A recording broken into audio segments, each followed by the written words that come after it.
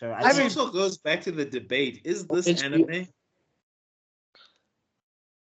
Is it? Yeah, I would. Well, again, anime is Japanese for animation. Like, let's just say. Okay, that. I hear you there, but like, we know what I mean. Yeah, but now what you're debating is you're debating cultural sensibilities. I think style-wise, it takes a lot of anime influence, but there's a lot of Western sensibilities in this thing.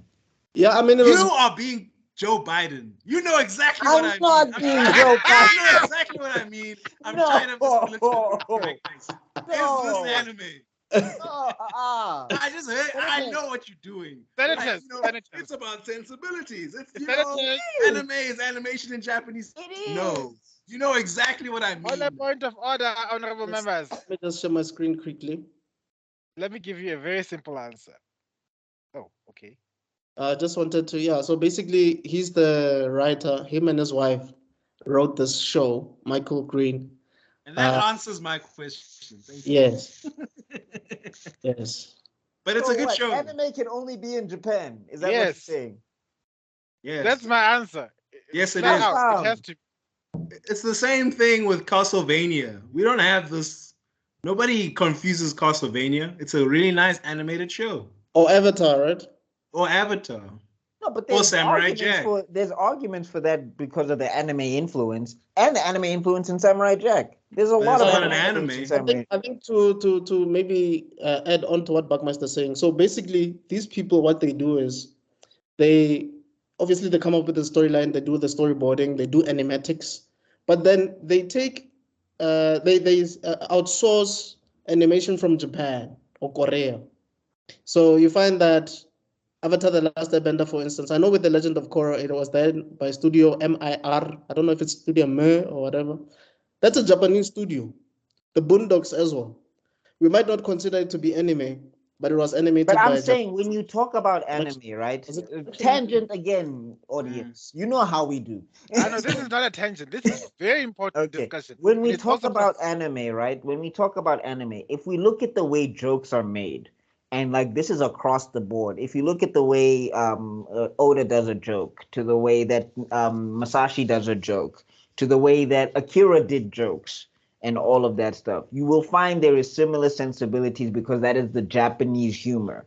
Like if you look at the way they set up their towns and the town structure, that's based on Japan's structure and all of those things. If you look at the interactions, Kurosaki-kun and Sasuke-kun and Naruto-chan and Ba-chan and all of that stuff, that's all Japanese culture, essentially. Like if you were to take that animation style, for example, perfect example, Kizazimoto, right? Kuzi, Spirit Racer. That looks a lot like somebody said Studio Trigger, Kill la Kill, all of that stuff. That stuff looks hardcore anime. Like if you look at it, you look at the character designs, you look at the shape language, a lot of that stuff looks like anime. I mean, even to the point where Mkuzi does this racing thing and then his face goes all big and you see nothing but teeth. I've seen that shot in anime all the time. It's kind of like Kuli Kuli as well, right? Or am I reaching? I guess so.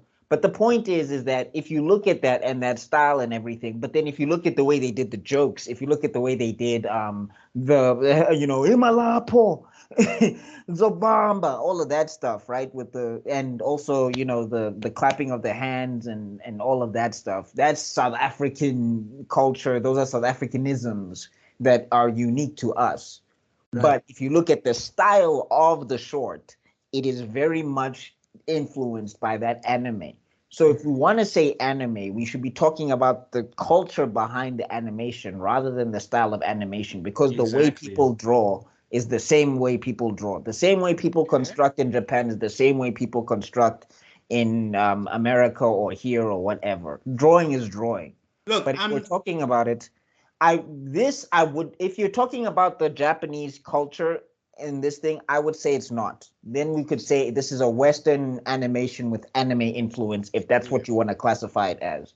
But in terms of it being an anime, then if that's what you mean, yeah, okay. It's a Western animation with anime influence, if that's what you mean. But I'm just saying.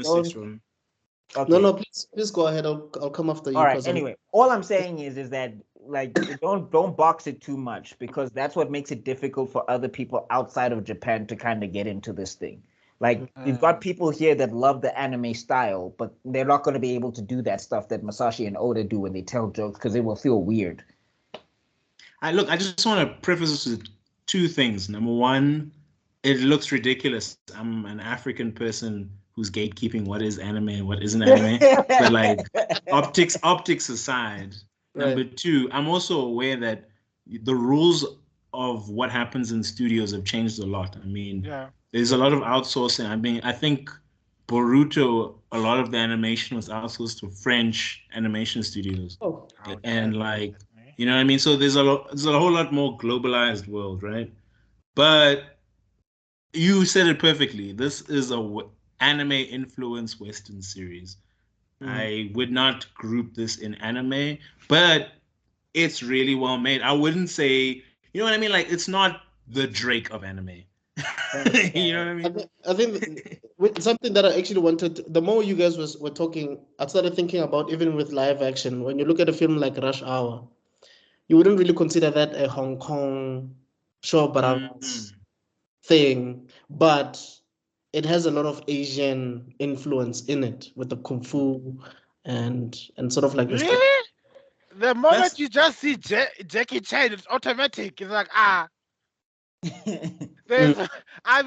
you telling me Jackie Chan has acted in in your mind, in the minds of people watching, that is, Jackie Chan has appeared in a non-Asian Asian movie? I mean, even Rumble in the Bronx. And Rush Hour. Like, even Rumble in the Bronx, Rumble in the Bronx doesn't give you, like, there's a lot of kung fu in it, but you're not.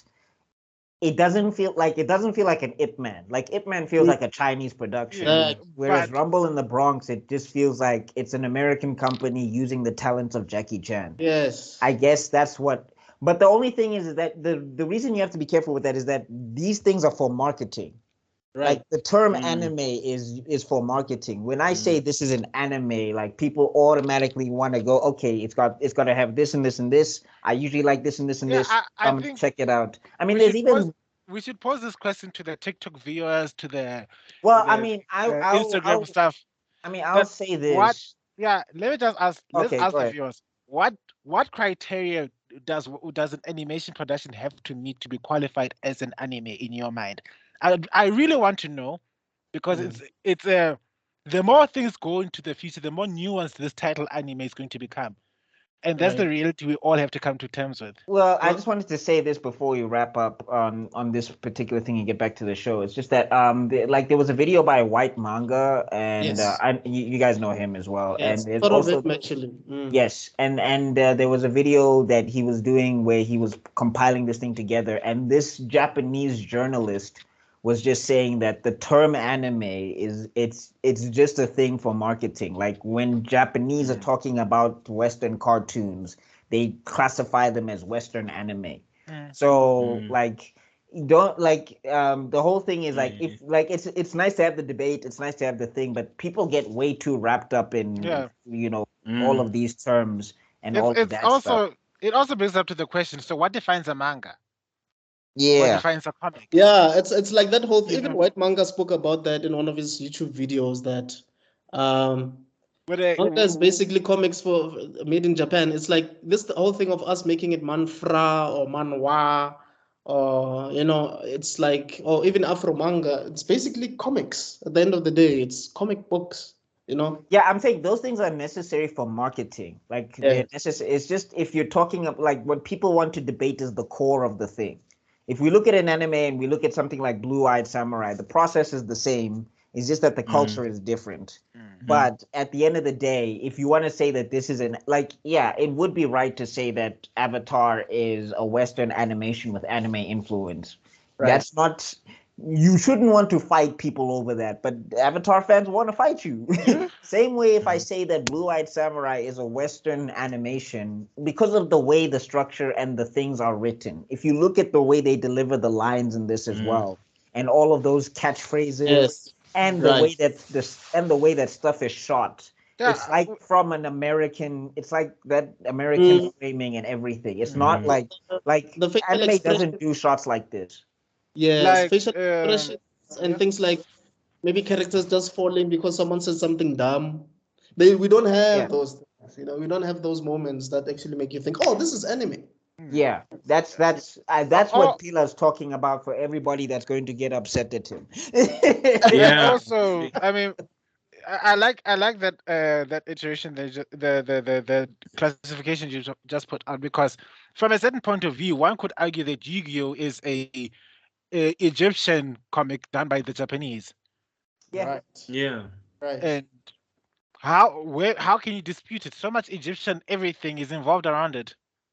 And then I will kill the pharaoh. Even with same thing happens with Finland Saga, where and even Full Metal Alchemist. I mean, it's not a German comic. No, I mean, even if you look at JoJo, like Jotaro was based off of Clint Eastwood. Yes, that's true. But right. This is the thing, though. I feel like we're over intellectualizing it. Everybody knows what we mean. Everybody knows. You know what's an anime, what isn't. We all know. It's a feeling. It's a feeling. It's like the Force. You just watch it. You just know what you know. It's like it feels. Yeah. Okay, then according to It's just the Force feeling, no, this is not an anime. Yeah, like yeah, you know. Shout out to Netflix for selling it as one, but it's cool. Let me tell you what sold it for me. That told me, no, this isn't an anime. I immediately, when it started and I had English, the first thing I looked at was audio options. I was like, where's the? Oh yeah. Right. They only had Hindu. I was like, what? See, that's not a good sign. If you try to sell it as that was the first thing I looked for. It's like I wanted in your original. It was Japanese voice actors here. I was waiting for them. I wanted to switch because that's what I like to do. Like that's another thing, I guess, that's an anime thing. Like with Pluto, right? I would watch one episode because Pluto straight up, we can agree, anime. Yeah. From the way that it looks. Yeah. 100%. Yeah, and also they do the anime things and the way their stuff is shot and the action. Because also the action that you look in here, it's a lot of Hollywood action in here. Yeah. Like there's a lot of 100 guys are coming at one person, and then there'll be guys in the back. They're waiting. They're waiting for their turn. Yeah. And you're just like, you guys trekked so hard to come here to kill this person. Why are you just waiting in the background? That's I think it's one of the things I like. Okay, I don't know. Have you watched the Battle with the Four Fangs, Mr. Extron? No. Okay, so let me not spoil it. Ish, you need to watch. Yeah, Please, that's episode 2. Please just go ahead. It's okay. Okay. Anyway, but like before we get to that, it's also like Samurai Jack when Samurai Jack when he's fighting hundreds of people. There'll be times when people are waiting. Also, like back to Aku when Jack was fighting Aku's dad. There's literally times in the animation where the Aku soldiers are just behind and they just do it. Yeah.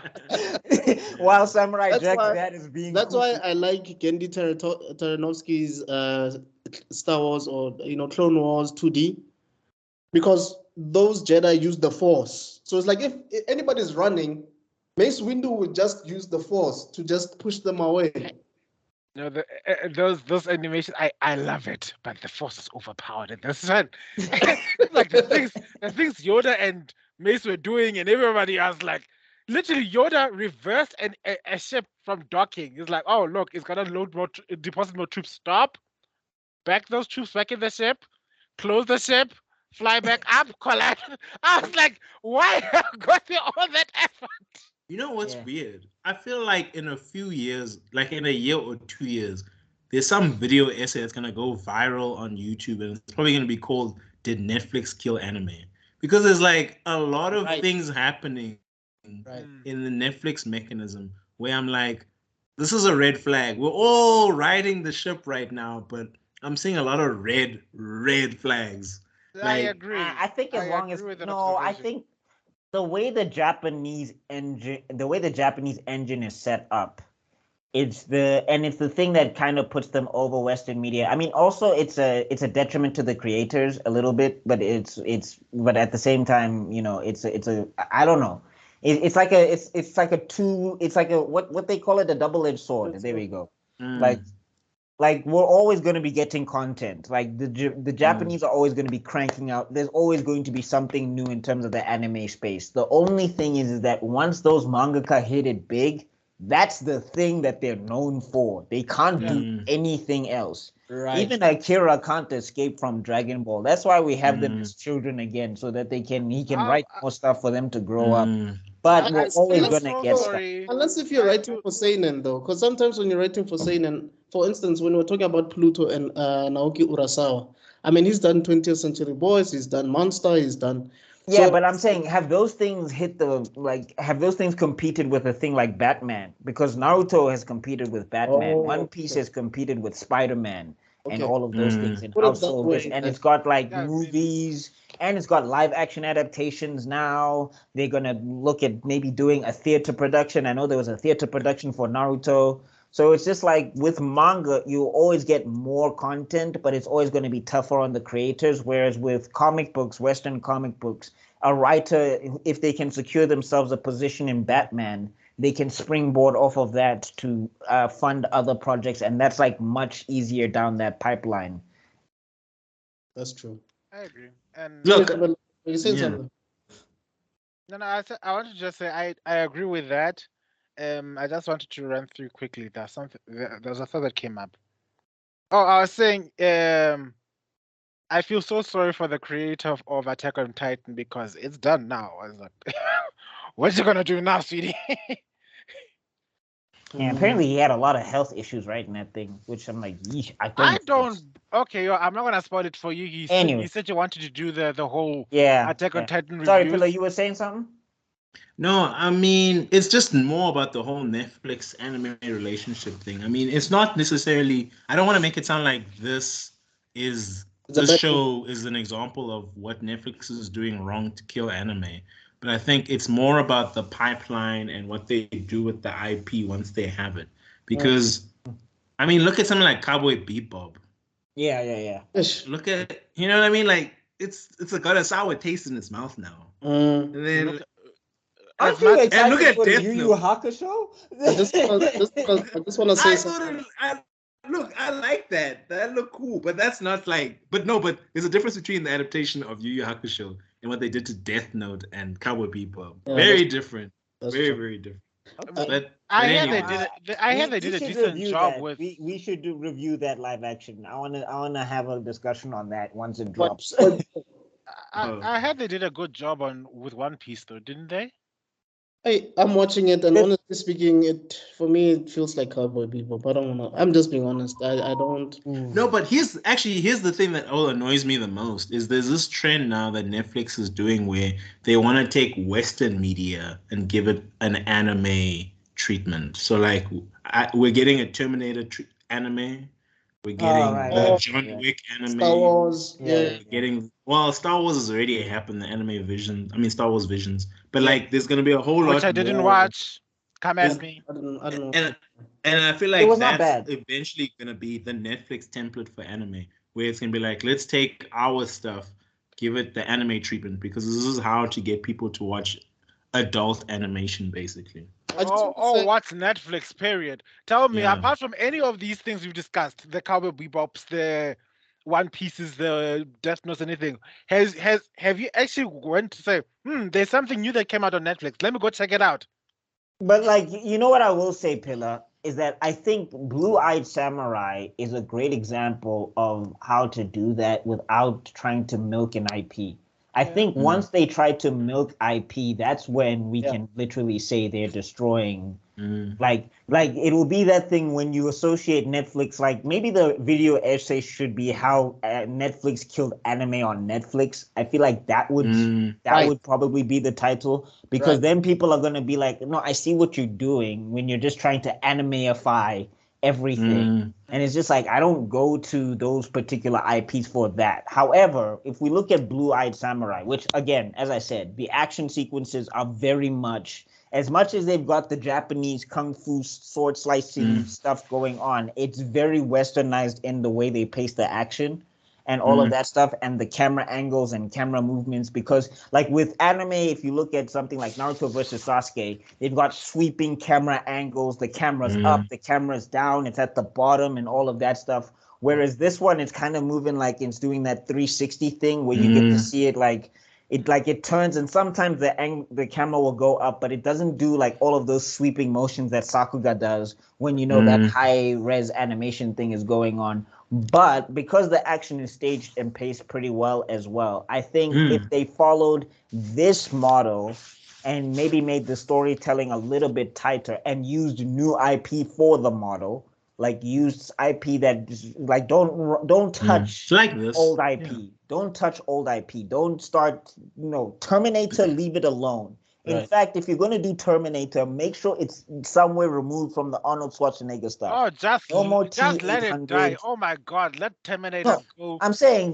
there's stuff to mine there if you want to, but I'm just saying if you're doing the typical Hollywood thing, which is let's chug in this formula and this worked before, let's try it again, but with this new slap of paint, it's going to flop very hard. Right. So I think if they do stuff like this, anime on Netflix will be okay if they do more stuff like that. Can I just say why I agree with Park? Like, if you look at, because I'm thinking about Pluto as you're speaking, right? Pluto is based on Astro Boy, right? And a specific chapter called The Greatest Robot on Earth. So Naoki Urasawa took that, but then gave it a more serious tone to the thing, right? So if you do something like that where it doesn't feel like you're purposely trying to milk existing IP, but you're sort of trying to expand on a story that should have been explored more and still give it the respect that it deserves, that could work. But if you're doing it for the sake of selling merchandise and just, giving us whatever you think we're going to like, even though we're not going to like it, some lazy writing, then it's not going to work. That's what? Yeah. Okay. With that said, go ahead. No. With that said, Stranger Things, the anime, coming soon. They haven't announced it, but I'm just saying. I know.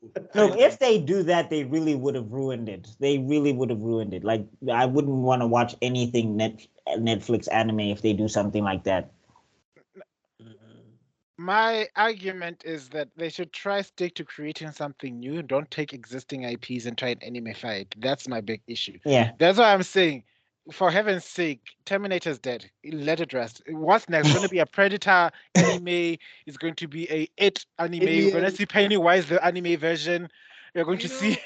Tabelo, I actually want to ask you something. Hi. What is up with Hollywood? And there's so many franchises where the entire lesson of the franchise is stop bringing back dead things, but they keep using those franchises like Jurassic Park. The whole thing. Let it die. No, you see, the other thing is though, Terminator's like, yo, I must die.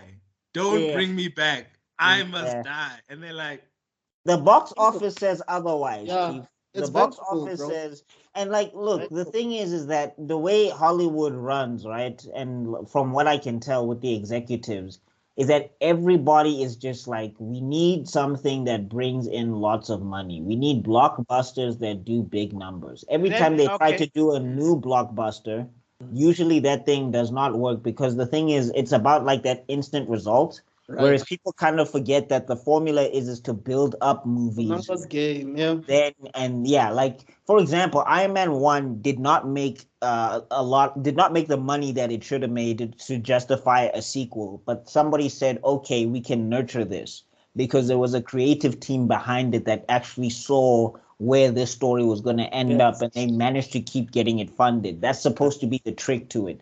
But now, because they're saying we don't have instant hits, there's no movies that are doing instant. There's no movies that are bringing us $1 billion.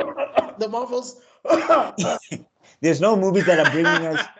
I don't know why you are coughing in your own channel. It's not like someone's going to beat you. It's like, No, but we should not take a victory lap on that because it's gonna come across a type of way. Our criticism against it is because it's trying to necessitate or resuscitate a franchise that's dead. not and it's an trying to attack use on something any- popular to do it. Like that's the issue. Like if you're trying to use something popular to sell something old, because that's the thing I think a lot of people are falling into. I mean, it's happening with anime. Like if you look at it, a lot of anime looks the same. A lot of anime has like the same styling, the same look of character, and all of that stuff. So it's happening there. But like if you take it to Hollywood, they're just going to try and mass crank out. But also, I think what used to work back then was they used to rely on the star, the Hollywood star to sell Yeah, you. I wanted to get to that. Let me explain. Mhm. What the biggest shift that's happened now is that people are focused. People think the IP generates the funding instead of the creative potential behind it. We came from a generation where people were going crazy for movies like the blockbusters was what is Spielberg making? What is Alfred Right. Hitchcock making? Right. Right. Mm. Oh no. Yes. It's more Iron Man instead of, and we do see a few geniuses trying to do that thing like as much as I can criticize him. What's his name? Tarantino. The one for Kill Bill. Oh, Tarantino. There's still names that are still, and he makes a new story. So some of the things may seem a little formulaic. A revenge story, you're killing Nazis. It's a revenge story about Nazis. It's a revenge story against those racist motherfuckers in America. It's a revenge story against um, an assassin. Yeah, we may see a little bit of a formula, but it's a different story. It's enough, and because we know the potential of the guy creating it, it does sell. It does make sales. But Now, like that's what I'm saying. That speaks to the executives because the executives know Quentin has a name. And I yeah, think the problem is that the executives need to be more IP orientated. Like if you start basing it around a name, that's when it becomes difficult for guys like us to get into the industry. Whereas if the idea can sell itself, I think we'll be able to see more creatives, like stuff like Blue Eyed Samurai, right? I Which get we should that. probably get to. But Yeah. I'm saying, I get that. What I wanted to say is that they invest these executives that you speak of should then spend more time trying to look for new talent, and the only way they can do that is by giving them a space to express themselves. Right now, it's all locked in quote unquote Marvel Terminator. Um, it'll break though. Like especially if Marvel keeps doing what they'll do, it'll break though because that's the great equalizer of the internet. All it takes is one Kickstarter, and the whole thing will change the game forever. All it takes is one project on YouTube that and they'll try to want to gobble it up and all of that stuff. But if the creator says no and he manages to find a sustainable audience and create a website for himself, that'll change the whole game. Now that you're speaking like this, I've heard about Final Space. You know that cartoon called Final Space? I think it's on Netflix. I think that guy got screwed over. I think he was trying to do something like that, then his show got picked up, and Yeah, yeah. no, a lot of creatives are not wanting to sell their stuff to Netflix because of stuff like that. So, like, that's Anyway, what I'm saying. Anyway, back to Blue Eyed this Samurai. is the one of the big. This is the biggest tangent we've ever done so far. No, but Is it? I think it was necessary though. I think it's a conversation that we need to have. Yeah. Regarding this IP, which is, I mean, it's still fresh, it's still new, but I think Pilar's prediction of what might happen. I mean, No, video I'm essay not by saying he's wrong. It can definitely happen. It can. Well, You'll definitely end up seeing a Terminator with slanted eyes and Nani. Wow. Wow. Skynet or Disca. I'm gonna cancel someone, cancel him, ne? Not the other Mono three. ya roti That's this guy. 800. Cancel who? Cancel who? Buckmeister, not us. Look at Mizu's eyes. They slanted. It's the style. It's not me.